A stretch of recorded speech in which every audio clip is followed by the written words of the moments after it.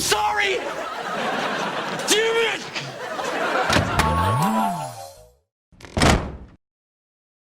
Nope. But I had a crazy thing. I thought of you as soon as I had this conversation, Gus. I was in my car, and I got a phone call, and it was from, like, Las Vegas, Nevada. I'm like, I don't know anybody in fucking Las Vegas. So I'll answer it. So I answer my phone. There's a pause, and then a woman comes on, and she goes, hello, is this Bernie Burns? And I said, yes, it is. And I immediately knew I was talking to a telemarketer because I know that pause means the call's being connected. But she says, hello, is this Bernie Burns? I go, yes, it is. She goes, this is exactly how she sounded. I'm calling today to talk to you about your vehicle, which may be eligible for a new extended warranty. And I was like, oh, God. I said, is this a computer? And she goes, oh, do I sound that bad today? And I was like, oh, shit. I was like, I'm so sorry.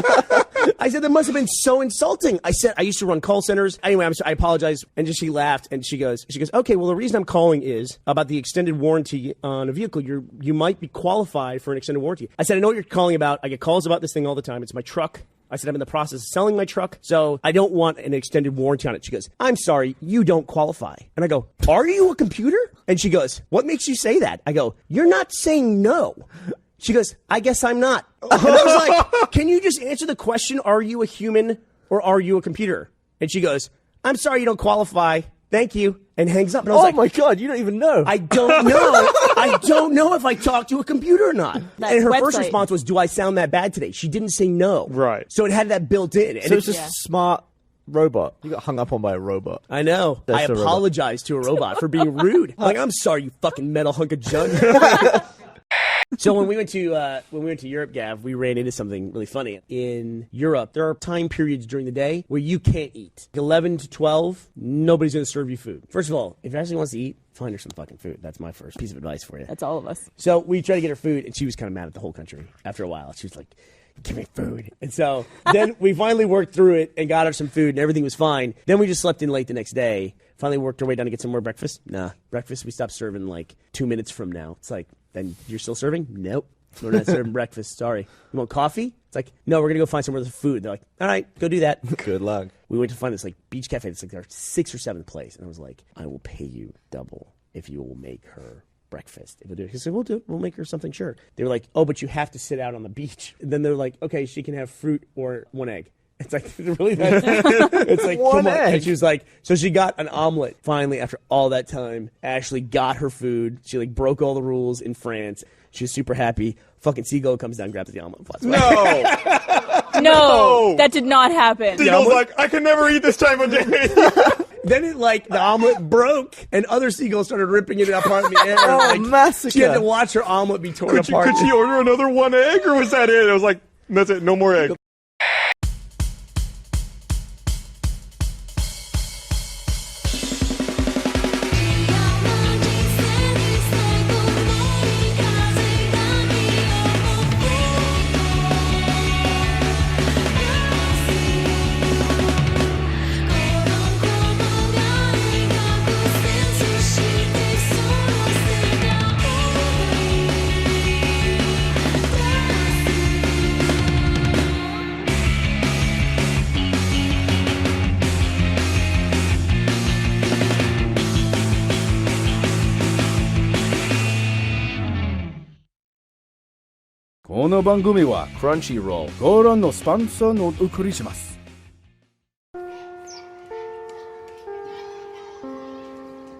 Yes, another great day of battle school. Soon I will be the greatest battle fighter in all of the world. Only if you keep training. Yeah. Oh, but I hate training. I want to be the best automatically. Tee-hee-hee. Hello, Bernie-san. Hello, Joe-Cat. Oh, hello, Barb-chan. How are you today? Tee-hee. Gee, you guys! Sure was a good day, wasn't it? There weren't any alien or monster attacks at all today. Haha! Get out of here, Eyebrow Kid. No one wants to be your friend. Oh, I am always getting picked on. Eyebrow Kid doesn't neglect training. He will become a great battle fighter. Yeah. Ha! Yeah, right! I'm the best! I can take on any battle! Is that so? Huh? What is this? A new foe? Yes, I am here for the challenge crystals. The challenge crystals? He's after them too, huh? Yes! Once I collect all 68 of them, I will use my wish to rule the galaxy! Ha ha ha ha ha! Oh! Wow! Now witness my true power come to fruition!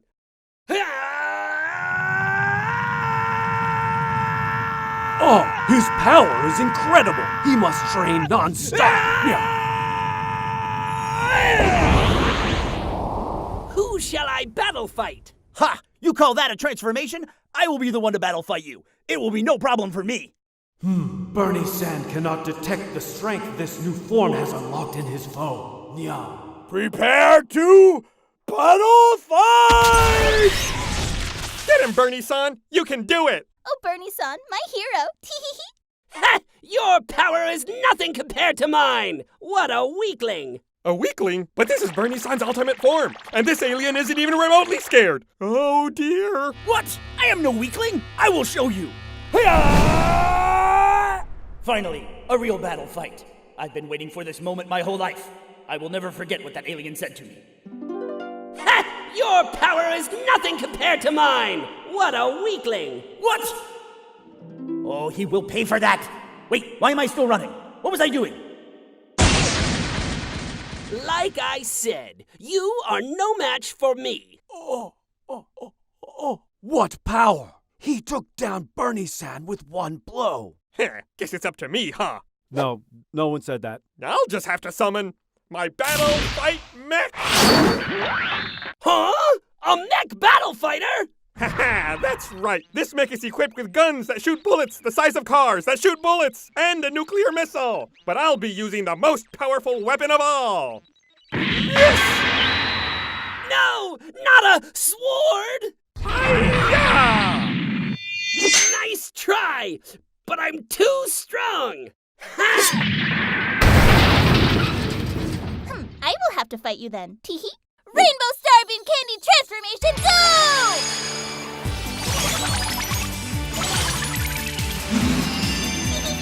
Bring it on, girly. Rainbow Star Blast!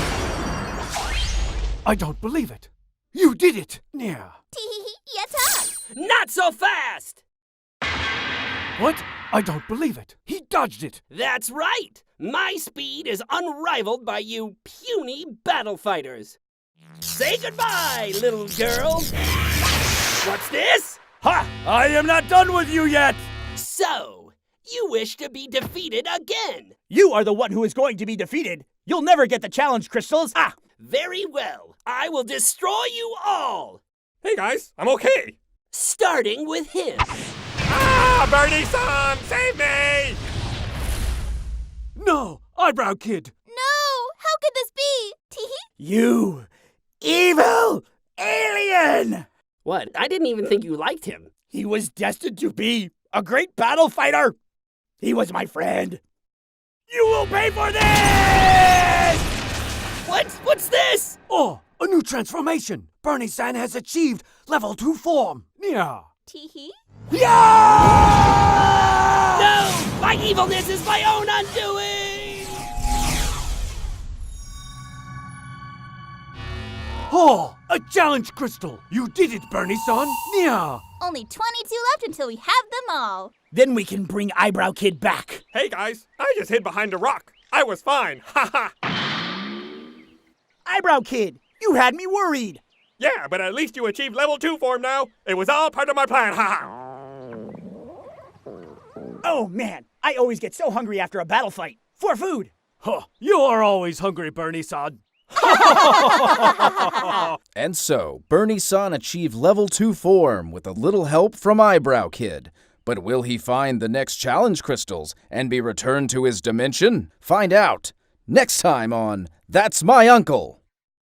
I had such a great moment today, which was like old school Congress office Rooster Teeth. It was so great. Apparently, there is a switch in the kitchen. If you turn it off, it turns off all the machinima machines on the other side of that wall. Like the entire red versus blue machinima environment turns it off. Why is that a switch? But here's how I knew about it. There's some dude was looking up at the light, like, because some lights were off, and fucking Josh Alex came around the corner, and he's like, did somebody hit the switch? Did somebody hit that switch? And the guy who did was like, I'm trying to see if these lights came off. He goes, you just shut down all of the cinema. You shut down our whole fucking environment. Gus, let's go back to like 2006, okay? We're in season 3 of RVB. If that switch existed and one of you motherfuckers hit it once, what would I have done to that switch? You would have ripped it out of the fucking wall. Like you would have fucking Indiana Jones Temple of Doom style. You would have pulled it out and it would have pulsing with blue electricity. There would be 2 holes. There'd be one in your desk and one in the wall. Yeah, absolutely. I would have entered the room and like always kept as much distance between me and the switch as possible. It's like the equivalent of having a bucket of water on a piece of string, like hovering above the computer. Oh, hey, don't hit that button. Otherwise, it blows up the gas main under the building. just don't hit the button. Everything's fine. Yeah. I've come to the realization that I'm the best air passenger. But I took 3 flights recently. So the first flight, I get on the plane, I'm in the aisle, and there's a woman in the window. She makes me get up after we've sat down to, like, fiddle with her bags. I'm like, all right, could have done that earlier, but whatever.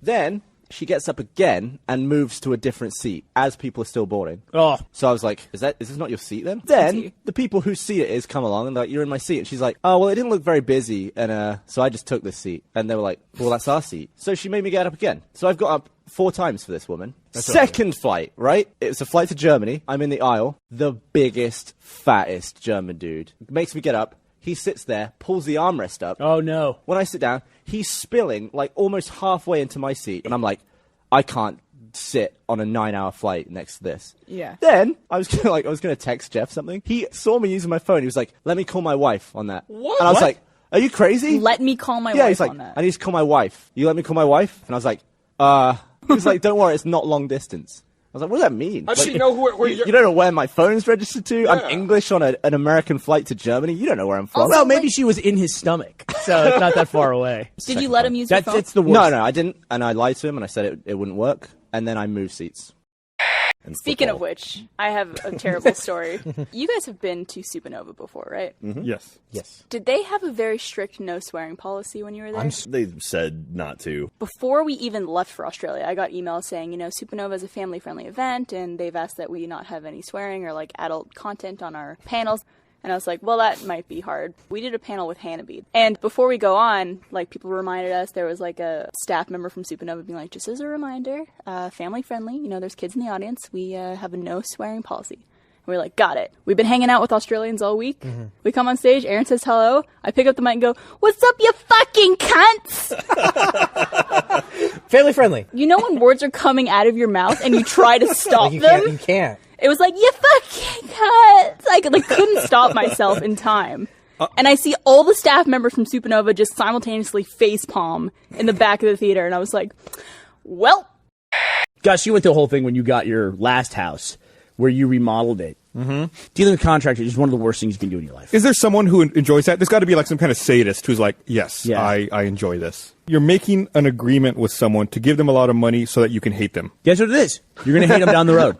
Yeah, it's like, this is not going to end well. Here's a lot of money. That's like in about 6 months, we're not going to want to answer each other's phone calls. So there was a guy we used that a friend of ours used to renovate his restaurant. And then I said, I'm going to call that guy and use him to renovate one of our offices. And he's like, oh, don't do it. Don't do it. I was like, he seems like a good guy. I've talked to him. I'm going to go with it. Then like fast forward 3 months, Gus goes, I think I'm going to have that guy renovate my house. I'm like, don't do it. Don't. And then Gus, by the end of that, was like, going to hire a private investigator to see like where this guy was. I showed you a screenshot of my phone once where in one day I called him unanswered 45 times.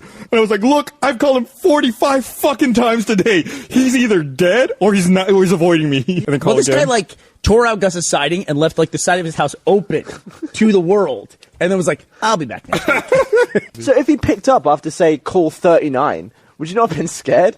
Surely he would have been like, what? What do you want? No, I'd have been like, oh, hey, what's up? So while we're here, I'm going to tell you guys a story. Do you know how, like, you get stupid sometimes? No. Yeah. I forgot the word thank you the other day. How so? It just evaded my mind. I was at Jersey Mike's, and the guy at Jersey Mike's saw one of the shirts I was wearing, and he said, dude, that's a cool shirt. And I went to say thanks, and the word didn't exist in my brain. I said, yeah. And the guy looked at me like, what an asshole. And I looked at myself like, I'm an asshole. And it wasn't until, and I was like, what was that word? And I was sitting in the car driving back to work, and I went, oh, right, thanks. I never in a million years thought I could forget the word thanks. He's working on subs like 4 hours later, and you bust in the door like, thank you. Do you know my favorite part of you living with Jeff? This could be good. He had this brilliant idea to paint the bedroom hallway, which also had the bathroom in it. He painted the whole thing black. The ceiling, the doors, everything. The wall, yep. And at night or at a party, You have no depth people perception. go, where's the bathroom? And they're like, oh, just go down to the end of that hall. People turn the corner, they go, thump. They would come, you were constantly running into that door. It was the dumbest thing I've ever seen. Every time I wear a headset at home, it costs me $30. Because my cat jumps on my lap, takes one bite out of the wire, and it's completely in half. So every time I'm playing Destiny or doing the raid or something, I'm always like, keep an eye out for the cat. I'll put the controller down, maybe go and pee, come back, and it's in half. Why don't you like... I've lost 2 of the full stereo headsets, and I've lost probably 7 of the cheap. My cat, Joe, the worst thing by far that he does is he hates one thing, and he pees on one thing. What do you think that one thing is? If past experience has taught me anything, it's lighting kits. So what would be the equivalent of that in my home? A suitcase? He pisses in suitcases. All the fucking time. It's like, if I leave a suitcase sitting on the ground, it's going to get pissed on. And it's like, I think it's his way of expressing that he doesn't want me to leave and travel places. And I'm just like, you fucking cat. It's a sweet sentiment. When I was a kid, we had this cat. We had it for 3 or 4 years. One day, it was just gone. I was like, all right, cat's dead, whatever. Cat's dead, whatever. Literally, like, 6 years later, it showed up at our house again. And I was like, what the fuck? I thought this cat was dead. It was like, all right, cool, the cat's back. It died that night. He grabbed your shirt and he's like, save me. Avenge me. I made it. It was Mendoza. Oh, my gosh. And then I was like, oh, cool. I always thought this cat was cool. Died that night. I was like, cool, thanks, asshole. Tell the story about how technology made us stupid in New York. Oh. So I went out to New York, and I was there to support Gavin and Dan. They had to sign these shirts, and they didn't have silver Sharpies. So we had to find silver Sharpies in downtown Manhattan. We went to a CVS, didn't have him, had to go way far to a Staples. We probably walked like 18, 20 blocks. We finally got to a Staples, and I found a pack of silver Sharpies. Gab grabbed one as well, and then we all throw them on the counter. And then I see, it had Apple Pay at the counter. So I'm going to press Dan and Gav, and I'm like, check this out. Beep. And I was like, oh, I've never seen Apple Pay used before. And I go, here it is. That's from my thumbprint. I hit the thumbprint. They're like, wow, that's cool. And then I was like, because he printed a receipt and gave it to you to sign. I was like, you still have to sign with Apple Pay? What's the point of the thumbprint? I felt so good about myself because they were so impressed by it. Then I had to sign for it, and Gav and Dan are like, why do you have to sign? That ruins the whole thing. And I was like, no, it doesn't. They're like, yes, it does. I was like, fuck you guys. And then we leave. We walked 18 blocks back to the hotel, and I'm like feeling all, like, fuck you guys in this thing. So we get in the fucking lobby. So I was like, I'm going to have a shower. See you later. And I said, so just sign the shirts. And Dan goes, okay, I need the pens. And I go, well, I don't have them. Gav has the pens. And he goes, oh, okay. So Dan goes up to where Gav is and goes, I need the pens. Gav goes, I don't have the fucking pens. We were arguing about Apple Pay. We just left our pens my God. on the fucking counter 20 blocks away. And what I do, I had to walk all the way. That's not on you. That's on them. Have to do it. I walked into Staples. The guy looks up and he goes, here you go, man. It's like he just doesn't want to grab the pens. It comes down to the conversation we had. Like, what do you prefer? Red Lobster cheddar biscuits or Olive Garden breadsticks? Oh, cheddar biscuits. Right. Yeah, this is why you're wrong. So the cheddar biscuits that are never ending are lighter and flakier than your breadsticks will ever be. So you're saying you like a treat that just crumbles all around you and is difficult to eat. Crumbles in your mouth. You know what I want? I don't want bread beef jerky, because that's what breadsticks are. Damn, you fucking tear that shit. It hurts your tooth. It's hard. It hurts your tooth. I have very sensitive teeth, and the cheddar soothes me. Oh, well, the thing is, too, the cheddar biscuits, I mean, they melt in your mouth. They do. They rip right off. Are you 90? Because you could go to Red Lobster. You just kind of mash that shit in. Breadstick, you'll fucking tear your neck. You'll snap it. God damn. You could breathe on the biscuit and it'll start to melt, and then you can just kind of suck up the goop. The fucking breadsticks are like the dime a dozen whores. Whoa! You pull up, You flash some money. It doesn't matter which one gets in. They're all the same, okay? That's the breadsticks. You get the cheddar biscuits. That's exotic, okay? Yeah. That's like from the Philippines. What the fuck? No. It's like from Japan. That's like they're better than breadsticks. They're delicious. You can't get them really anywhere are. else. I don't even like Red Lobster, and I'll go there just for the cheddar biscuits. And if I'm gonna go there, you're gonna go there because they're amazing. You will never go to Olive Garden just for the breadsticks. Your ass will be at Red Lobster every week to shove that cheddar down your hole, and you know it, you fat fuck. Do you guys ever have sex dreams? Griffin has them occasionally, and I'm jealous because I never have them. And when I do, they go horribly wrong. So last night, I actually was thinking to myself before I went to bed, it'd be cool to have a sex dream. So I go to bed last night, and I have a fucking sex dream. Kind of. Here's what my sex dreams are like. Here we go. I got to go to Vegas for work, and I'm staying there by myself.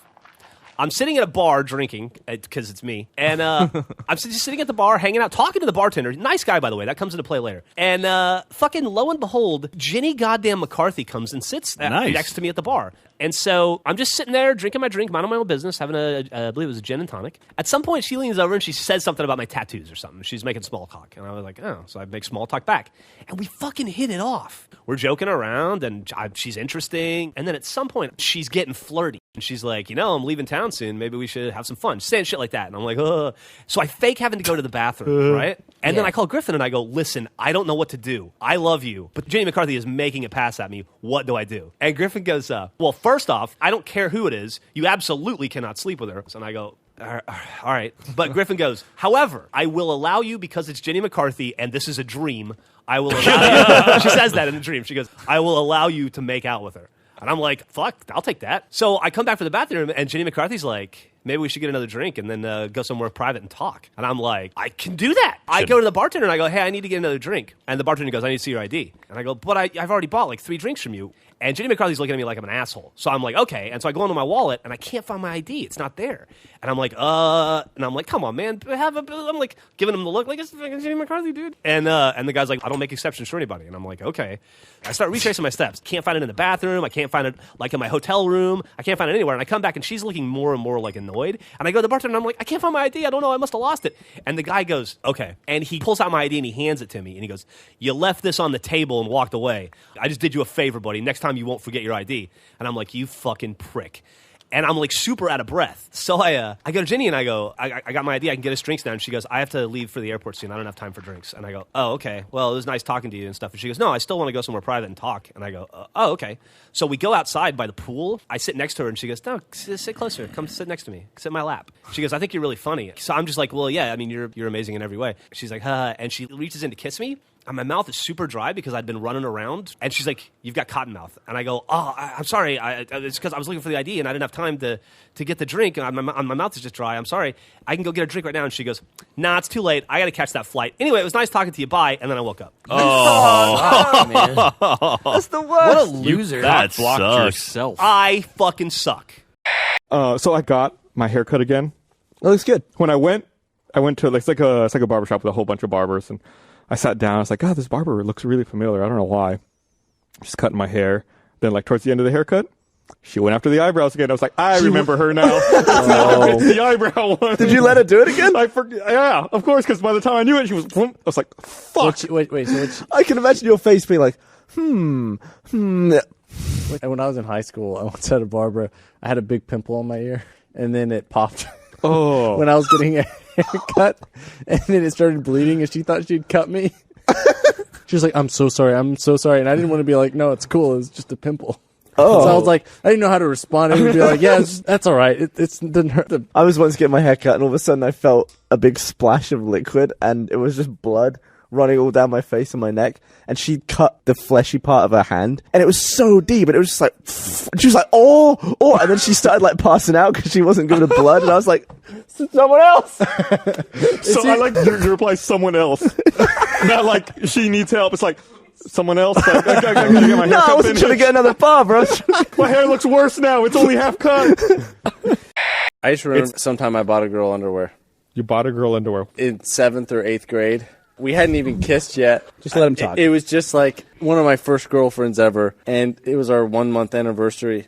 And my friend was like, I was like, I don't know what to get her. He's like, you should buy her some sexy lingerie. You're shitting me. Where'd you go?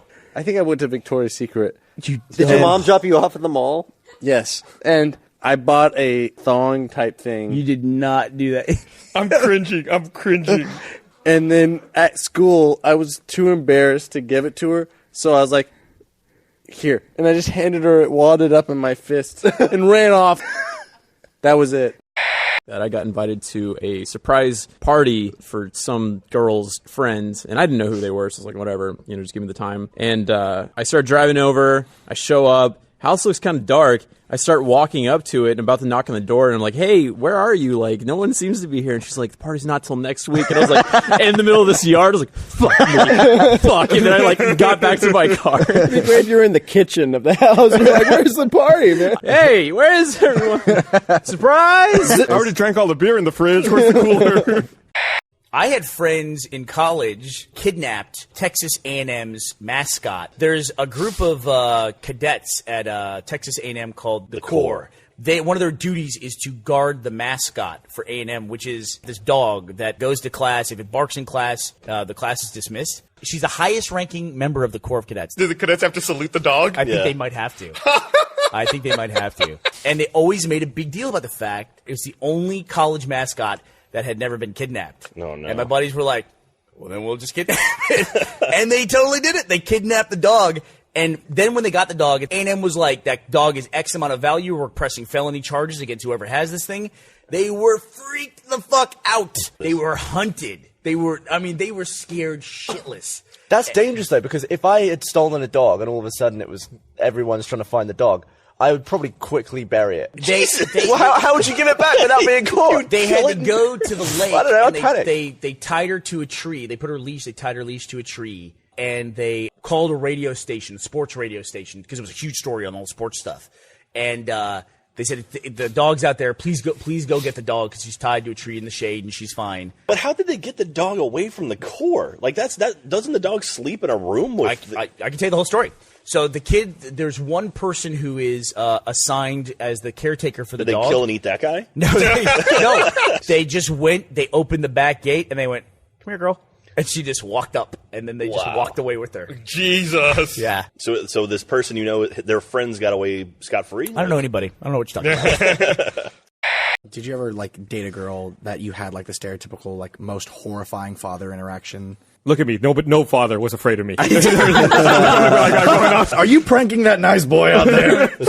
I dated a girl in high school. I'm still not 100% sure his exact profession, but apparently he worked for the government and, as she would always say, just has done some things. And this dude, whenever I came home, it was just booze and the television, and he never talked. He's got a 1,000-yard stare. He's not even, the TV's on, but he's not even really watching it. That is exactly what this guy was. And then one day I got there and she was still getting ready to go, and he got up from the chair, and I was chilling in the kitchen, and he just walked over and was like, "You ever seen a gun before?"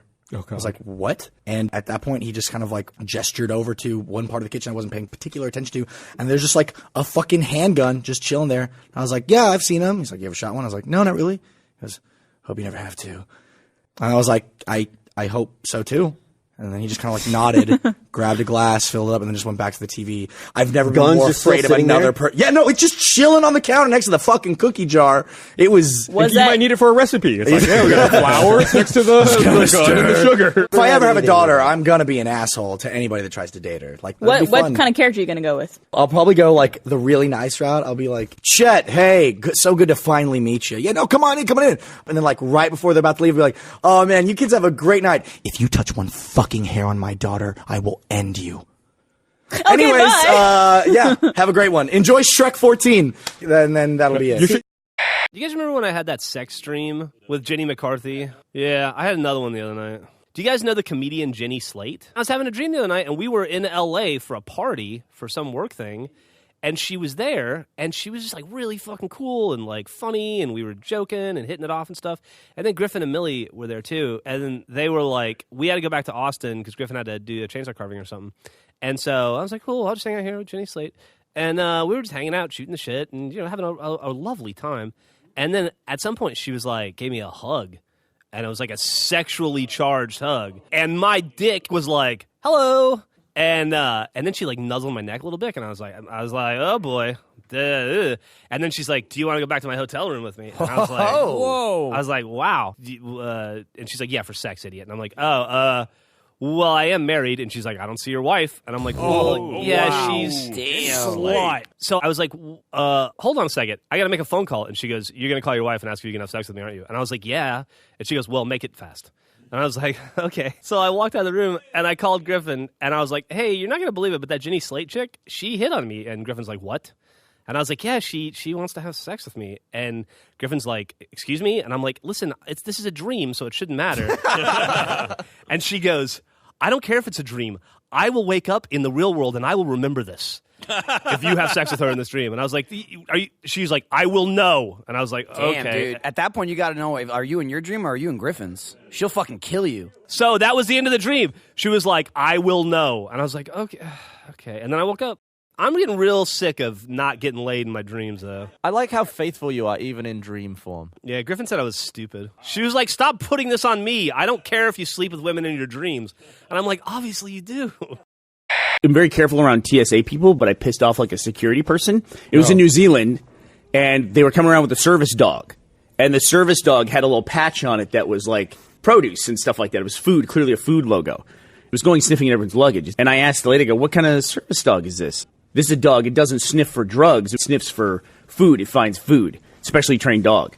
And I go, "Isn't a dog that finds food just a dog?" And she got really upset with me. It's like, I always wondered, what's the training for that dog? How do you reward it when it finds food?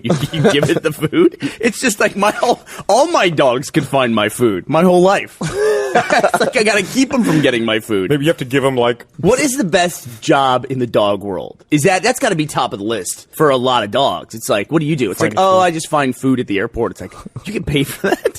Find food in my house all the time for free. One time I saw the same thing in New Zealand. This guy gets his bag off. Dog's walking by. Dog smells his luggage and sits down. So the agent's like, "Sir, we need to go through your bag." The dog has sat down and indicated he smells something in your luggage. The guy's like, "All right, whatever." Opens up the bag. The agent like pulls everything out, look through it. There's nothing in it. He's like, "All right, sorry, sir. Guess the dog indicated falsely." It walks away. The guy's like, "Great." So the guy starts putting all his stuff back into the bag, zips it up. Right as he zips it up, a different dog comes by, smells it, and sits down. And the agent's like, "Sir, we need to go through your bag." The guy's like, "But I remember that guy just went through it." And they're like, "The dog sat down. We need to go through your bag again, sir." Good Lord. Wow. So I like how subtle it is. Like, they don't bark, they just sit. Can you teach a dog to wink? That'd be pretty cool. Just like shoots a paw at you. Yeah. Like, this guy. Do you want to tell that story of the strip club? Sure. Chris and I went to a strip club.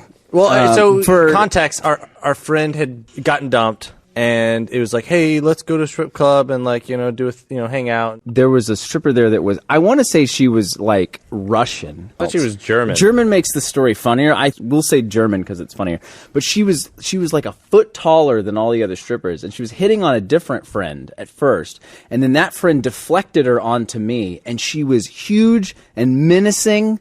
And she grabbed me and she was like, "Come get the lap dance with me." And I was like, "Oh, no, I was trying to be polite. I was like, "Hey, I just need another drink." And she goes, "What you need is my naked body against you." Oh, God. She grabs me and she's trying to tug me away. And I'm 5'7", and she was like 6'6". So it's like, "Hey, you leave me alone." Like, ah! You're like, maybe in like 10 minutes or something. Right. Is that what you said? Yeah, like 10 minutes, like maybe in like 10 minutes. So like you go and get a drink, you're like, "Oh," and then like we're talking about this story, and then like 10 minutes on the dot later, like a cybernetic organism with living tissue, she comes back and she grabs me again. She's like, "It has been 10 minutes. It is your time."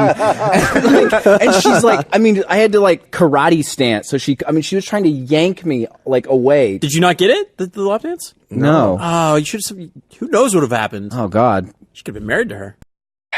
Yo. All right, you want to talk about some sexy something? So, I went on a date with someone recently. Okay. And it went very well. Nice. We got back to apartment. Things are going well. Yes. Things are getting intimate. Okay. Okay. At one point, she asked me to whisper something really dirty into my ear. Oh yeah. And I fucked up. I switched two very important words in what I was trying to say that I thought was dirty and sexy. And what I said was, Okay, say what you wanted to say. no, Then you'll know, Yeah, okay. upon me saying what I actually said, you'll know exactly what I was trying to say and how badly I fucked it up. She was like, whisper something dirty in my ear. And I responded with, I want to see your cock in my mouth. She goes, what? And I went, what? Nothing. Never mind. Let's just move past this. 2 words. I got out of order there, and it made for a very different statement. Did I ever tell you the time how I was driving home from Bernie's house after making Rivers Blue, and I hit a deer, and I didn't know what to do about it because I felt terrible, and I called Griffin. We were just dating, and I was like, she probably likes animals, and I'm going to fuck this thing up. And so I called her, and I'm like, what do I do? And she was like, you hit a deer? And I was like, yeah, I don't know what to do. And she goes, you need to go back and run it over and kill it. And I was like, is it alive? And she's like, is it still alive? And I go, yeah, I heard it yelling. And she goes, you need to turn around and kill it. And I'm like, well, how do I kill it? And she's like, you're going to have to run it over. And I was like, fuck.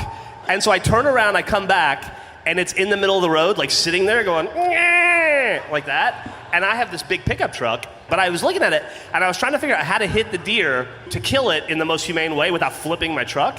And so I'm looking at it, and I size it up. I'm like pulling up to it and then backing up and getting it right. And then I back up to what I think is a good distance. And then I floor it. And as I hit the gas, the deer gets up and runs away. And I go, oh, thank God. And another deer runs in front of me, and I hit that deer. Jeff, if you ever hit me with a car, don't come back for me, okay? Fucking leave me there in the road. Trying to keep Griffin from breaking up with me. And I remember driving, after that happened, I was horrified. And I was like, there is no way I'm having sex tonight.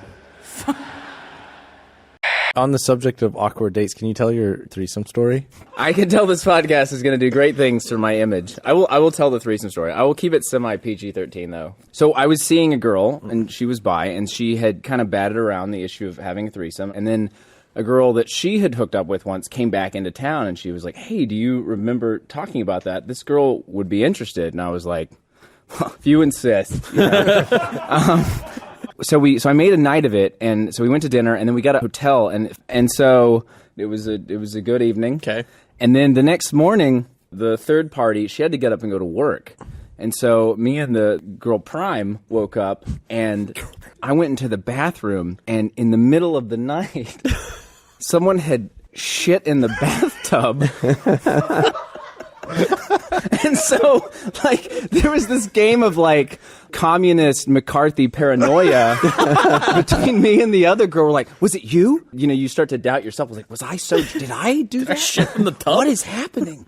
And so there was this whole, like, investigation and interrogation, and we finally figured it out. We found a shitty handprint on the other girl's pillow, who was at the far side of the bed. So it was no one else's. It was girl one, me, and then other girl, and there was a handprint. But they put their hands up to it to see if it matched. No, it's not me. No, but you really do feel like Sherlock in a moment. Or like that, Cinderella though. in a weird way. Does the slipper fit? But here's the thing, too. Like, I mean, generally speaking, like, that's pretty gross and weird, but, like, it also made me feel kind of like a rock star. Did you feel like a rock star when you were cleaning the shit out of the tub? No, I was, as a good Samaritan, I cleaned the tub. What about the time we were having that discussion and you farted on me?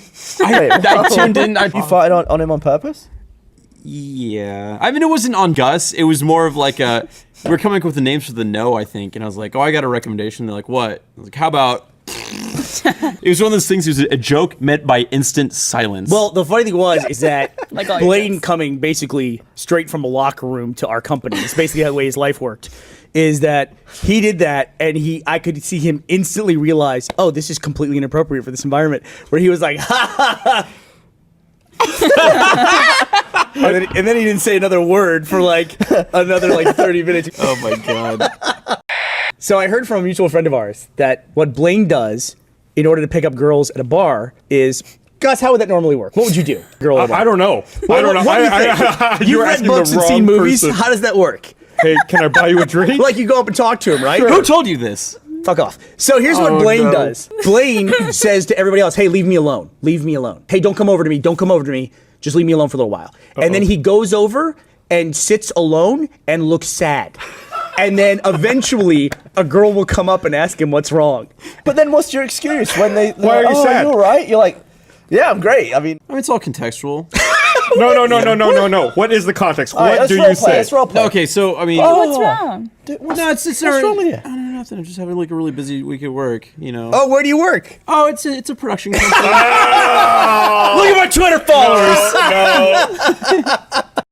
No, I mean, the Guardians here are doing a very excellent job of keeping me from getting into the fucking building. Joel, where's your badge, Joel? I don't know what happened to my badge. Joel, so what happened? You go to the door and they just said they didn't recognize you? No, they're like, no, get out. I mean, normally when we have events like this, there's like two levels. There's like the Guardians and the actual security people. And it's like, you gotta watch the fuck out for the actual security people because they don't know who you are and they have guns. But normally, it's like a Guardian will throw you a help, Yes. right? And so it's like I'm standing in front of the security guard going, no, I swear. Oh, there's a Guardian right there. There's a Guardian right there. And the Guardian ran over, and I'm like, oh, here it comes. He's like, I have no idea who that person is. He does not have a badge. He just. You should put him in jail.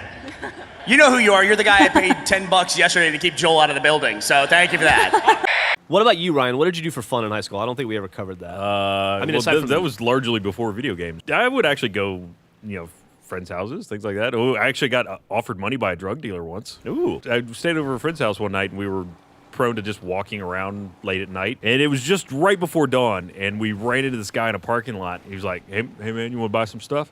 And we're like, no, thanks. We're not I'm interested. good, thanks. See, that conversation would have gone very differently had I been there. Well, he's like, you two kids homeless? What? Do you need some money? I'm like, no. You should have been like, yeah, can I get $15? And when he gives you the $15, you'd be like, what are you selling? Yeah, we get out on like a Friday, Saturday night, and one of my favorite things to do, because we were never cool enough to get invited to parties, but we would drive by the party and look sadly in the window and pretend that we were wish we could be there. Jesus. To console ourselves, we would I would go like behind Walmarts and like 24-hour stores that would do night deliveries, and in the back they have like door to open up. You'd like hit a button, a buzzer to let like the dude in the back know that the night delivery is there. And so we would get like huge BFI trash cans and shit, and we'd stack it really high and then ring the doorbell, and then the guy would push the door open and all the trash would fall out. We'd laugh at him and drive away, and then wow, yeah, you're an asshole. I used to go to the nicest hotel in my town and then pee in the elevator. Why? Just to see if you could get somebody to open the door while you're peeing, which I never did. But also just to be a piece of shit, man. I don't know. Do you want to explain what happened when we traveled together this time with the fireplace? Oh, we got an Airbnb. So when we showed up, they gave us this big bag, like gift bag filled with candy bars and balloons. And it was like, sorry, the fireplace isn't working. And we're like, we didn't even know there was a fireplace. We don't give a shit. So we were like, okay, great. So I ate like 5 bars of candy, of course, Gus, because it was there. So the next day, Gavin and I had to go do something. And then we went back to the house. They had sent a repairman to come fix the fireplace. And so when we actually walked in, the manager of the Airbnb was there, and he was like, oh, so sorry. I was leaving you guys a note that the fireplace is fixed now. And I was like, I don't care. We just still don't care about this fireplace. I was like, I really don't care. Then as soon as the guy walks out the door, I say goodbye, he walks out the back door, I turn around, Gavin is at the fireplace trying to turn the fireplace on. I was excited. Might as well, right? And so Gavin is doing this thing, and I'm like, there's instructions right there. Just read the instructions. And he's like, I'm not doing it. I can figure out a fireplace, Oh, right? God. So he's going to do it. So finally, after, literally, Gus, it was 10 to 15 minutes of him staring at it, clicking, pushing the button. Finally, boof, it goes. And it's like the fireplace is going. Then he sits to look at the fire, but he's been looking at it now for 10 or 15 minutes. He immediately goes, it looks like there's a pair of sunglasses in there. Look at that. And he goes, look, is that a pair of sunglasses? And I look up and I go, are there sunglasses in the fireplace? And he goes, I think there's sunglasses. So look, you see the earpiece? I go, turn off the fireplace. So he turns off the fireplace. Sure enough, he melted the guy's sunglasses because he left them in the fireplace. So Gavin is so panicked. What do you think Gavin's solution is to this? He wants to bury them in the front yard of the Airbnb. I'm like, how do you come up with that? Oh. So, okay, so you've just melted someone's sunglasses. What do you do? Just Maybe if I was feeling nice, I'd write a note that was like, your sunglasses got melted. I would not say I melted your sunglasses. I would say your sunglasses got melted. Signed, the Hollywood Sunglass Burner. I was telling Barbara earlier today that I reached a new level in like social awkwardness. You? So, there's a bunch of services you can use in Austin to get things. Like you can order groceries. You just pick all the groceries you want online. Someone goes, buys all the groceries, and brings them to your house and gives You're them talking to you. about Instacart. Yes. I made an Instacart order over the weekend, and I thought, God, I really don't want to see this person. You don't want to see the delivery person? No, I was like, is there a way I can get my groceries delivered and not have to see them? In the notes, I put, please do not knock on my door or ring my doorbell. Just leave the groceries on front of my door and send me a text when you're gone. Did you really do that? Yes, Did they do that? Oh my God. I was like, I didn't have to see anybody. I just opened my door and food was right there. I knew they were coming. Like I saw them pulling up in their cars. Like, oh, I gotta hide. Do you have the call recovery 911. position in this country? What? What is that? If someone's mullered on the road or something, you're meant to put them in a position that is. What do you do? Just grab their neck and shake it? Is that what you do? Here's what I do if I find somebody mullered. Yeah. I clear their airway. That's it. But wait, how do you leave them? If say there's 3 people I don't, on the street. because I'm a They're kind supposed to be- American. Three They're people on the supposed to be street. laid flat and don't fuck with their neck. No. You open their you airway. lie them on their side. That's for drunk people, Gavin. It's a diabetic coma. Open the airway. Feel better. You mean like rest their head on their hand and then like put one of their legs like this? That's fucking weird. That's not true at all. That's fucking The recovery position. I love the idea of going down the road and I see a body on the road. It's like this. Pose that guy and take a picture. I was like, oh, he's fine. Yeah, he Somebody's was mullered. Now he's in the recovery position. Somebody's taking care of that dude. Gavin or Google, Google or Gavin, which one said it? Let's find out. Hey! I'm feeling lucky. First up, our phrase was, what do I do? What do I do if I accidentally built a bookshelf? The second phrase is, what do I do if my pet wants to have sex with me? Let's show a show of hands or applause. Which one did Gavin say? What do I do if my pet wants to have sex with me? You are the smart people! My cat was in heat. And I've never seen a cat in heat before because I've only had a neutered cat. But they kind of crouch their head down and arch their back up and do like a little vagina dance in front of you. And I was really weirded out by it. And I would try and pick her up to move her, but she would just go stiff. And I'd just be like, what the hell is going on? Don't you wish it was that easy? You have to tell if a girl was into you. She bends down and does a vagina dance in front of you. Yeah. So Jeff, what was it like having a dildo in your butt? All right. Wait, what? Griffin and I were getting down last night. Crazy We got about straight preschool. fucked up last night. You know, we've been married for our 10-year anniversary is coming up. So you got to shake it up a bit. You got to try new things. So we started off, we were getting a little, I'm going to say frisky because we're old enough to say that word. At one point, Griffin asked me to slap her.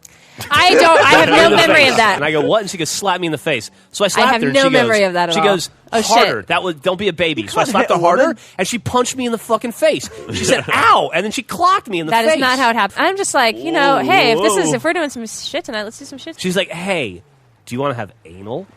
And I was like, I don't remember saying it. That was much cooler, I'm sure, when I said it. yeah. She was like, hey, bro, what's up? What's up? In the butt, right? You and me right now in the butt. Let's do this. I can't get and up then the we hill. fist bump. And so he's all ready. He's like, yeah, let's do it. But he didn't know what I meant specifically. That there are two ways this kind of thing can go. I was just like, whatever. And she's like, hold on a second. And I'm like, oh, she's, got business to take care of. I don't know, cleaning or just the next thing I know, she's shoving a dildo in my butt. I tried to, but his butt is like a fortress. I was like, okay, no, we're going to make this happen. You're going to like it.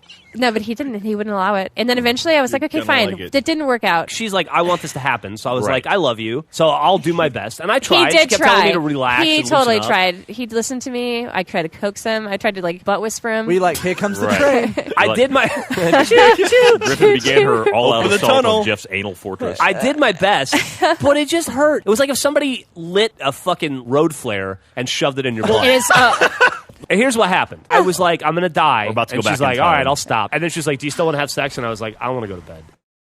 ABC's Something. Storytelling is the game where each team will story. be given a scenario and characters, and they're going to act out that scene with 6 seconds on the clock. So each line of your dialogue will start with the next letter of the alphabet. Let's find out what your scenario is. Since Gavin is the hostage negotiator in Texas. Number one hostage. Number one hostage negotiator. And Lindsay is the international criminal who has taken an entire bank hostage and is making some very odd demands. I'm always typecast. So 6 seconds on the clock. We're going to start with what letter?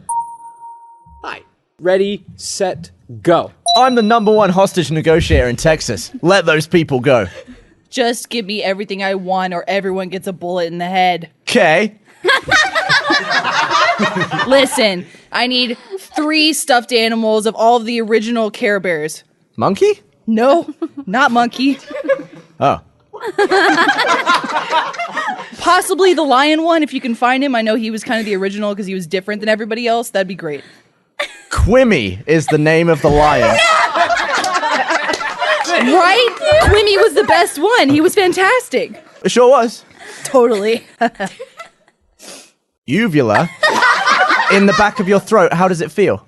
Very sore right now. I've been yelling a lot at these people and at you. I'm making a lot of demands to them. I know they're crying right now. Why? You know? I don't know.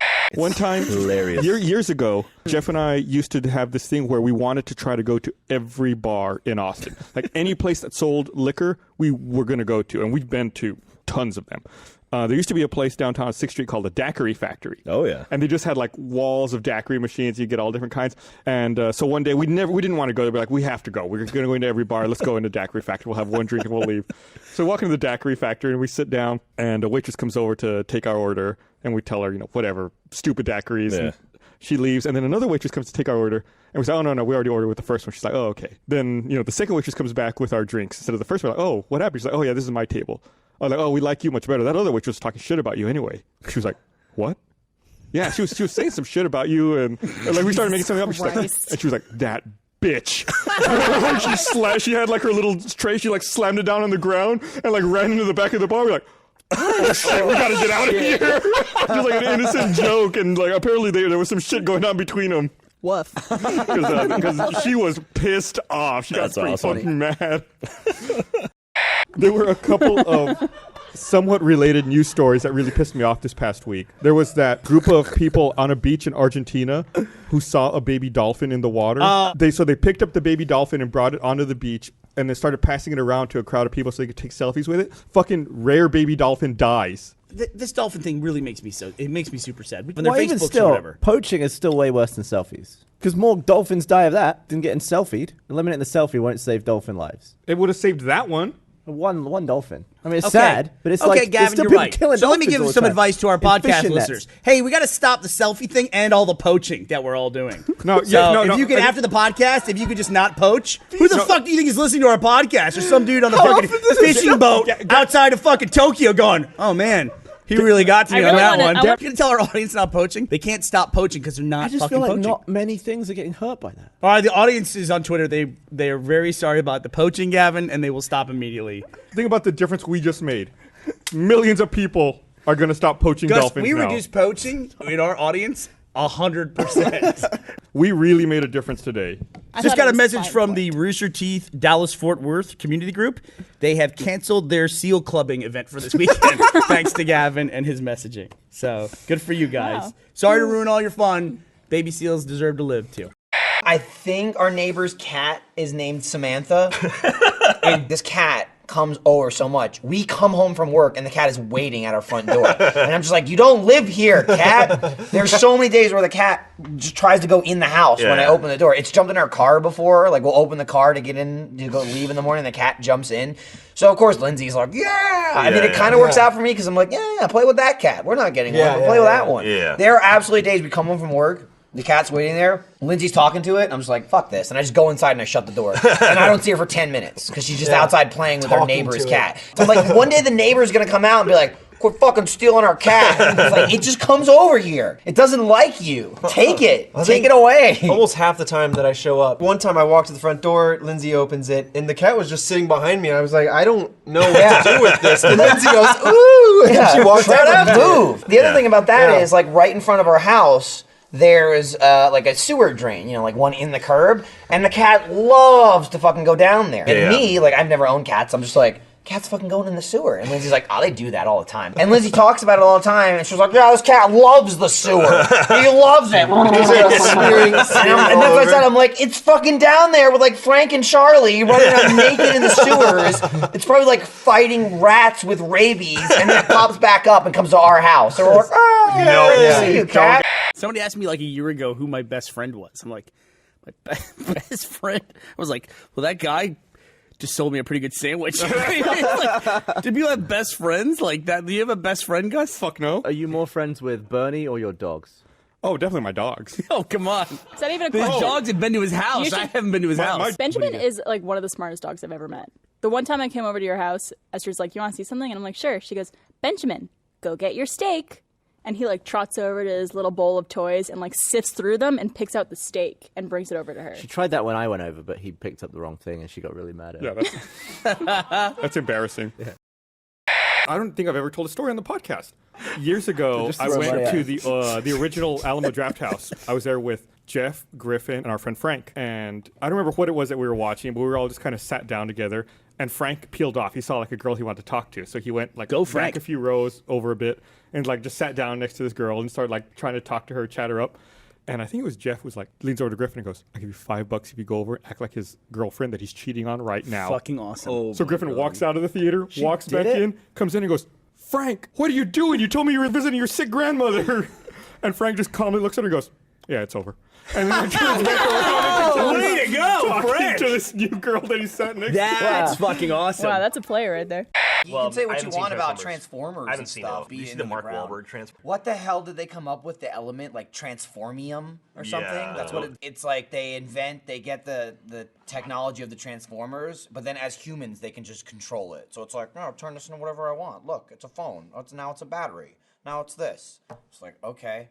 What was the first thing you make, if you could make something? Something really loud and obnoxious to fuck with Gavin. Like a noise machine? Some sort of giant speaker. Yeah. Think of this. You could make it into like a speaker, blast his eardrums out, then immediately turn it into a pencil and shove it up his butt. I was about to say, In one face swoop. I would make a robot finger that goes invisible. That's 7 times a day it's programmed to find his Well, you butthole. just give it legs, and it just anywhere it follows him around. It's And like anytime he spider looks like legs. he's about to sit. It's spider legs with a robot finger on the top, and it runs around. Yeah. And it jumps. Yeah. Every now and again, it gets him when he's standing. Probably popped more boners to Alyssa Milano when I was a kid than any other person. Who did you pop the most boners to when you were a kid, Gavin? I don't know. I didn't do that. You never were aroused? What, by people who weren't naked? No. Can you imagine if when you popped a boner, it made a noise? Like if it went really... That would be the... What, so everyone could hear it? Yeah, like the whole world could... You'd be like trying to muffle it, be like... There was nobody when you were a kid that you were just like, "Oh, dude, I want to put a... I don't even know what I want to do because it doesn't make sense to me yet, but I know I want to do something." I was always forced to watch Friends. And, So David Schwimmer? Courtney Cox was pretty damn hot. You weren't forced to watch Friends. I mean, it was on in my house. That was what I consider being forced, is that it's on, and I don't have control of the TV. Uh-huh. What am I going to do, not watch TV? Crazy. What am I going to do? So Was your wait, mom wait, ever like, "Listen, lad, if you don't like it, you can read a book." And you were like, "Oh, all right, I'll watch it. I'll watch Friends." Speaking of flip-flops, when we were in Hawaii, I convinced my daughter that it's pronounced flop flip and that she's been saying it wrong this whole time, and that it was really embarrassing. And I got her so goddamn confused about it. That's one thing you can only get away with once, though, because she asked to buy some Tic Tacs the other day, and I was like, "No, they're Tactics." And she's like, "I'm not doing this again." And I was like, "All right." Yeah. You're risking your credibility with her now, though, because she's not going to listen to you on anything. She already doesn't. You're going to be like, "Don't run in the street while there are cars driving." She'll be like, "I'm going to believe that." We're at a point now where if she asks a question and I tell her something, she looks over at Griffin and looks for a head nod. They want to, as part of that program, get more people to stay and now start to be able to work in Japan for a while. That's cool. So I'll see you guys later. I just imagine Carrie's solo travel blog style videos just popping up. I'm at a ramen place. Couldn't order it because they didn't have pictures on the menu, so Yeah. I'm hungry now. Yeah, I was just pointing and screaming to feed me, and they wouldn't do anything. So I just grabbed a handful of noodles and ran. I wanted to take gymnastics as a kid. It was step 2 of my 3-step plan to become a Ninja Turtle. Okay, what was step 1? What, karate? Okay. Turn green. Did you take karate? I took karate. Okay. And that's as far as I got. Step 2 was gymnastics, so I could do flips and stuff. What's step 3? Ooze.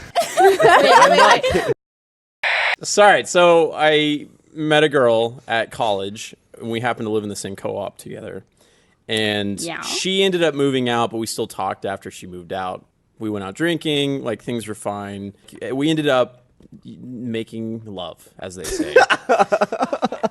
And And I remember we were like going at it, and she said something along the lines of, "This is my first time," and I was like, "Oh, that's kind of weird." Anyways, whatever.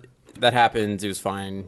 You know, we kind of split apart. Well, I had another friend who also lived at the co-op with me, and he's like, "Hey, I'm talking to this girl," and I was like, "Oh, I know her," but I didn't want to tell him my history because, like, I thought it would ruin it for him. Well, so like the weeks would pass, and every now and then he'd update me on it, and he'd be like, "Yeah, things are getting really good," and I was like, "Good for you, dude. Good for you." And he came back one time, and he's like, so proud, shit-eating grin. I was like, "What's up?" And he's like, "We did it." And I was like, "Yeah, you did it?" He's like, "Yeah, man." Kind of feel bad, but she said it was her first time. Oh, and I was like, shit. Oh. It was like a couple of days or weeks later, and we were just over drinks, and I was like, he had ended it with her, and he was like complaining about her, and I was like, I didn't want to tell you this because I thought I'd spoil it, but like, I had also been with that girl, and she also told me that it was her first time, and we were both just like, what? So we had like this weird bonding moment. Probably the worst thing I ever had to film was we filmed it and nobody saw it. Like we never even used the footage. So it was like 2 years ago, we wanted to film like these new intros for the podcast. It was going to be like SNL style where everyone's like out and about downtown and lights and shit like that. And it was to be like me in an alley downtown in Austin taking a dump behind a dumpster. So we had to go down at like 6th and Congress, like on a Saturday night. It's during South by Southwest, tons of people everywhere. And there's lights. I think Blaine was holding a light. I was holding a light panel. I was an intern, I think, still. And we're like, okay, Gus, we need you to look like you're taking a dump. I drop my pants, and we're like, all right, let's film it. And then a fucking homeless dude walks up, into the shop, and he's like, "What's going on here? Pretending like you're homeless, taking a dump?" And I'm like, I got my dick in my hand, I'm like trying to pull my pants up, like, nope, nothing going on here, nothing weird. Just filming something, just filming some stuff. He's like, all right, cool. Then he like sat right there for a bit, and watched, and we're like, can you go on? Like, you can't really say it. He could have held the light. Dude, I tweeted about this. I just went to LA, but on the way back, I'm sitting in my seat. Same thing across the aisle from me. There's a guy in the aisle row, and I'm just like, I'm playing with my phone. I'm sitting there. I noticed the guy's eating something, and he had like a little bit of something left, and he kind of like eats the last bit of it. And I just thought like, oh, was that a bagel? I couldn't tell. Like, I thought it was a bagel, but whatever. And I'm sitting there thinking to myself, fuck, I should have got a bagel at the airport. I'm kind of hungry. And then I hear crinkling, like the crinkling of a bagel wrapper, and he pulls out another half of the bagel. Fully pristine. He just took it out of the wrapper. Cream cheese all over the top of it. And I'm not directly looking at him, but kind of glancing like through my peripherals at him. I was eyeing it up because I was like, damn, dude, I could go for a bagel. I love bagels. The guy takes one bite out of the second half. Like, he drops it, does the fumble, hits it like 3 times, falls face down, cream cheese down on the carpet of the airplane. Okay? He makes a sound like, I'm glancing over. Guy picks it up. Like, you can see the, like, pull from cream cheese off the carpet, flips it over. I see him, like, move something, takes a fucking bite out of it. Literally just takes a bite right out of it. I couldn't fucking believe it. Nobody else saw it. Like, that guy thinks he got away with it, and everyone saw it now. The biggest thing was people were like, oh, I bet he was huge or whatever. Dude was not big at all. He was just like He was not desperate He for was that a bagel. normal dude in like khakis and a business shirt, and he was like, oh, my bagel fell. I can kind of see it. You know what we can do is I'm sure we can. We can talk about how we were really hungry before the show. Yeah, that's the perfect segue. Before the yourself. podcast starts, we typically get food in for the cast and the crew. So they went and they got In-N-Out today, and we were sitting here waiting, talking on the couch. Every person before that, we were like watching. Every time the door would slam, we'd be like, oh, is it? And the door slammed, and it took forever for the person to get to like a visible thing. So like, maybe they're carrying For something. visual sakes, how many... So he turns the corner here where we can see him. I start raising my hands to go, yay! And right as I raise my hands, he drops it. Like, Oh my it all God! falls out of his hand, and they all fell on the ground. And then we all just started screaming, no! He was like this, and he was like, no! And his hands just carried onto his head. Gus, you're going to be dead relatively soon. In the grand scheme of things, yeah. And how are you going to be prepared in death? Are you going to be buried, or are you going to be cremated? Or Oh, what? cremated. I think it's really selfish of people to get buried. Yeah, some unless I've seen this video where apparently you can be put in an egg, like in the fetal position, and then you become a tree. That's stupid. Get out of town. Yeah, like What kind of tree? your Yeah, body it'd like be great for the life. decomposes and feeds the tree nutrients. Dude, my grandkid could like lose his virginity Under the tree. under me. Oh, under you, yeah. Oh, it Or could like climb in you. me Who if did I that- have a tree house. But you could be climbed 100 years after you die. Someone could fall out of you and die. Then they could be planted there. Wow, Have you also circle of seen- life. You always have a problem where people don't really know what race you are because of your face. Yep. And my But name doesn't help. not only do they not know what race he is, they do this odd thing where they will stop him in public and guess. Like people that don't know him. The best example I can think about that was Gus is going to the bathroom, walking past the pool table. The guy playing pool stops, points at Gus's face, and goes, hey, black and Korean. And Gus goes, not even close. I was like, nope. What's for 100% certain in this life? Death. And Texas. Yes, the great state of Texas. Even when the Earth ends, it will attach rockets to itself and blast off into space. Like I've never been a big Superman fanboy just because his greatest weakness is kryptonite. That's not Everyone interesting. knows that. That's a rock. That's like saying your greatest weakness is uranium. That's not interesting. It's a rock. But no, an interesting weakness is something to me that's like really personal, that has a lot of emotion behind it. Like a rock from his home planet does have a lot of emotion behind it. His planet that exploded. Yeah, and but then it's not like died. it's not when Lex Luthor comes up to him with kryptonite, he doesn't go, "Oh, my parents." No, he goes, "Kryptonite." It does seem weird that Superman is allergic to rocks from his own planet. He would have been like the biggest wimp in the world on his own planet. I'm sure you're pretty allergic to the core of the Earth if it hit you in the face. But if somebody stood about 20 feet away with it, I wouldn't be like, ugh. I was really disappointed because a few years ago I learned that if I were in a zombie apocalypse, I'd die. I've always assumed, but that thought was essentially confirmed when I did the Austin zombie run. Oh yeah. Essentially, how it worked was you get a card at the beginning of the thing. You meet at this bar. It gives you clues as to where you needed to go. Okay. And there were two types of zombies. There were the normal. There were actors. They were all actors, obviously. No, there were real zombies in this zombie run, Miles. Come on. But they had walkers and then they had runners. Well, it was Yeah. fucking awesome. Like, we're super stealth incognito mode. Like, we would hear other people's screams and know it's like, oh, we can't go through there. We can't go through there. But essentially, we got to this one area where there was a bridge, and on the other side of the bridge was a little courtyard. Yeah. And at the bottom of the courtyard was a safe zone, but there were zombies all over the place. And we meet up with this one other guy. What was fun was interacting with strangers, because it was like you'd see in the movies where we're like, hey, you out here too? He goes, yeah, there's walkers all over the area. And we're like, oh yeah? He goes, yeah, I've been watching them for a little while. So we talk, and we're like, okay, we're going to make a break for it. We go, all right, 1, 2, 3, go. And we take off, and we sprint across the bridge, and we're sprinting towards the courtyard. And that's when I hear our third stranger friend go, runners, runners, runners. And I look behind me, and I see, sure enough, there's 2 zombies behind me. They're like busting ass. And I can see it. I can see where we're going. It's right in front of us. And I get so excited. And then I tripped on my shoelace. And I tripped so hard. I did a front flip and landed flat on my back. And the fucking actors actually broke character and went, whoa, whoa, whoa, whoa, whoa, hey, don't bite him, don't bite him. Let's see if he's cool. Okay. And I told them, like, they helped me up. I was bleeding and shit. And I go, just bite me. It's how it would have actually happened. Just do it. Impromptu Pitch is the game where we ask for prompts from the audience and the internet, and we ask for a person, place, or genre. We're going to give that to the teams. They're going to use those prompts to come up with the next big film idea. And I'm going to be the studio exec. Let's see what your guys' prompts are. Peter Dinklage on the Endor moon in a romance. Oh, duh. From RT user Destined Fire. This is actually in development right now. Ready, set, go. Okay. Oh, man, do I got a blockbuster for you. We open on Peter Dinklage. He's walking through the forest of the moon of Endor. He's speaking the native tongue of the Endorians. He sees on top of a treehouse a beautiful naked Ewok. And behind this Ewok is a beautiful naked male Ewok named Gantantu.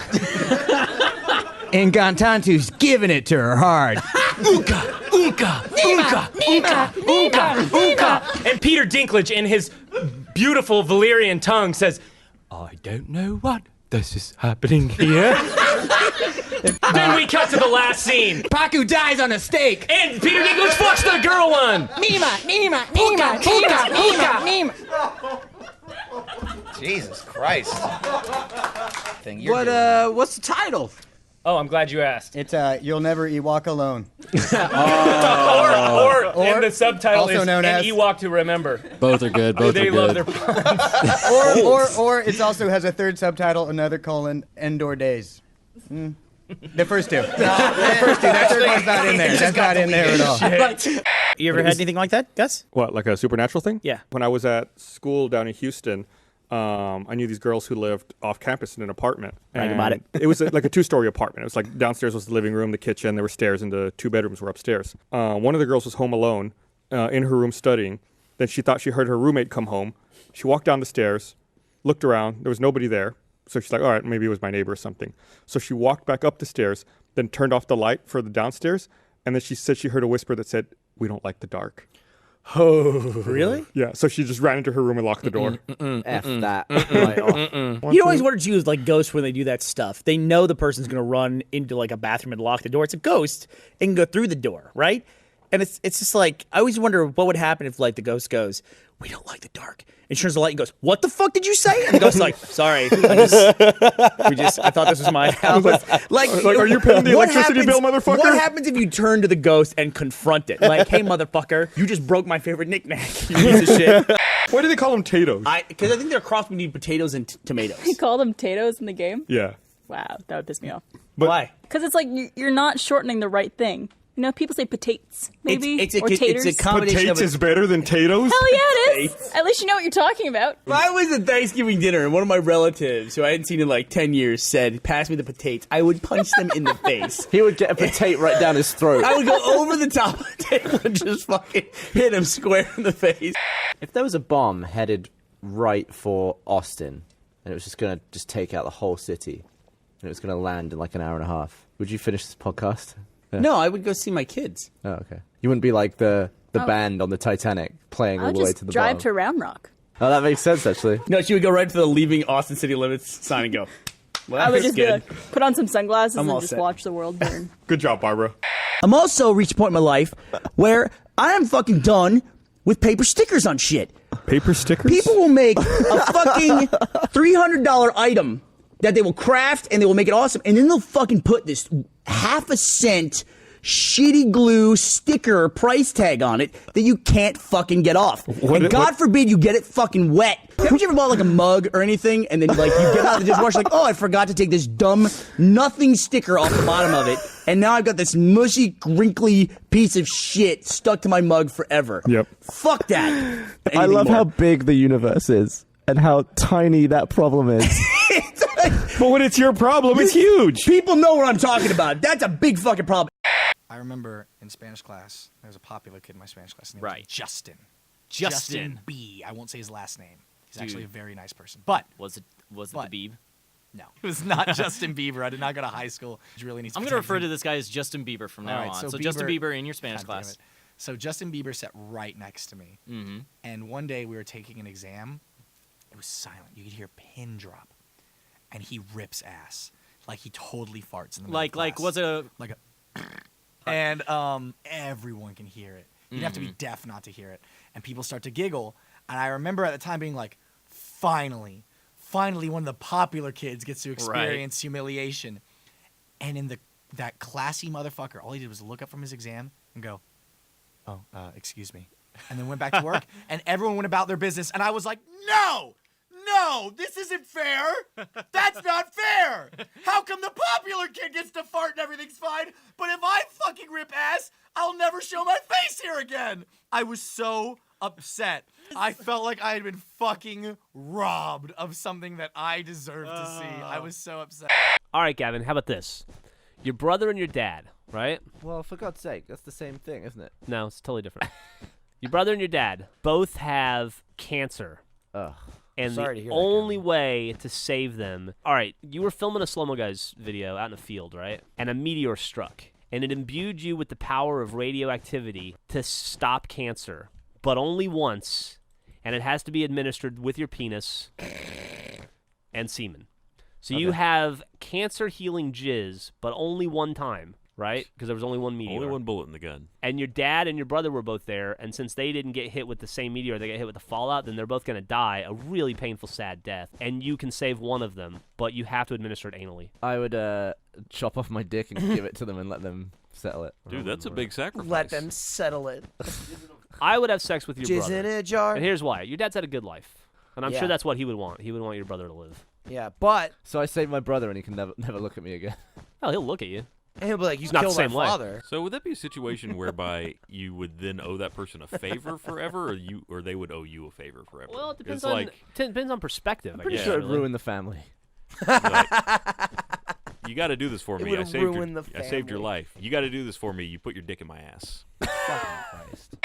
Years and years ago, went to sushi with somebody, and it was Matt and I and this person, and it was a business thing, and we ordered edamame, and we're eating the edamame, and if you've never done this before, it looks like pea pods, and you eat the beans out of the middle, and then take the husk and put them in another bowl. So you end up at the end of the night with a bowl of these husks, and this guy just starts eating out of that bowl, like starts like really hard, like chewing on the husks, like trying to tear them apart, and. At one point, he went to the bathroom, and I was like, Matt, he goes, oh, my God, what are we going to do about this? He was like, should we like, get rid of the bowl? Like, we try to get the waiter to come get the bowl.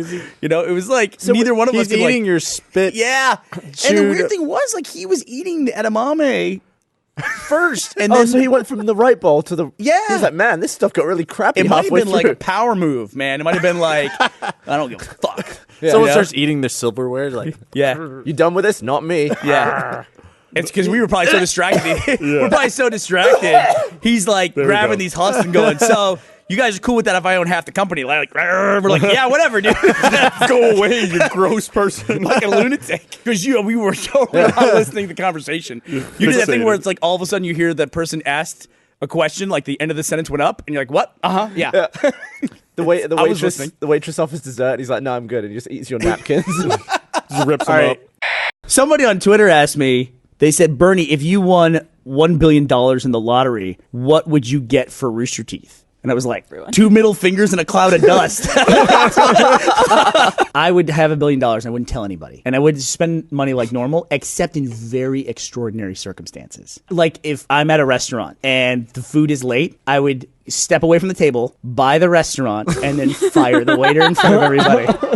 That's the kind of thing I would do if I had $1 billion. Like, what's that going to cost? What I would love to do is I would write joke checks to all my friends like, here you go, Gavin, here's $1 million, ha ha ha. I'd be like, if he cashes it, he would literally get $1 million. What would you do? With $1 billion? With $1 billion. Would you still work here?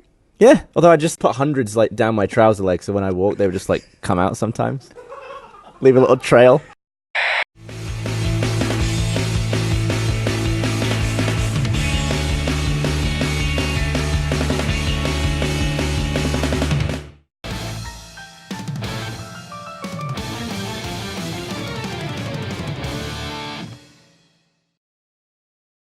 If you like this animated adventure, subscribe to watch a new one every week. Check out our merch and watch our other videos. You want to stare at my cleavage? Oh, I'm not Girl Gus? Fuck.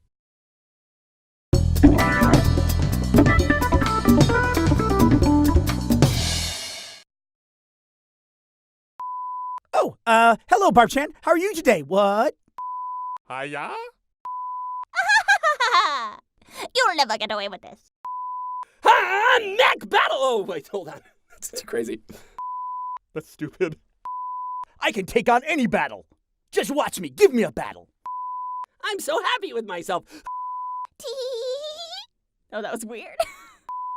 Bernie Sen cannot detect the strength in his new form has unlocked in his foe. I'm saying it wrong every time, right? Sounds like I'm playing tennis.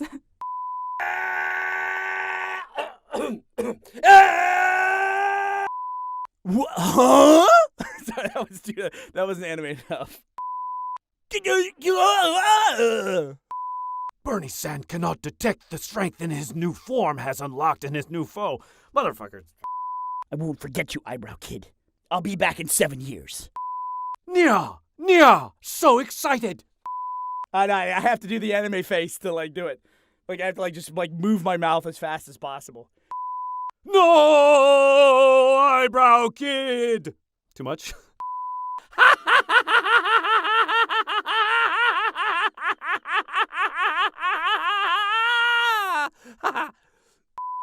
You are always hungry, period, Bernie-san. What? Huh? What? Huh? Oh. You better use these fucking sounds responsibly.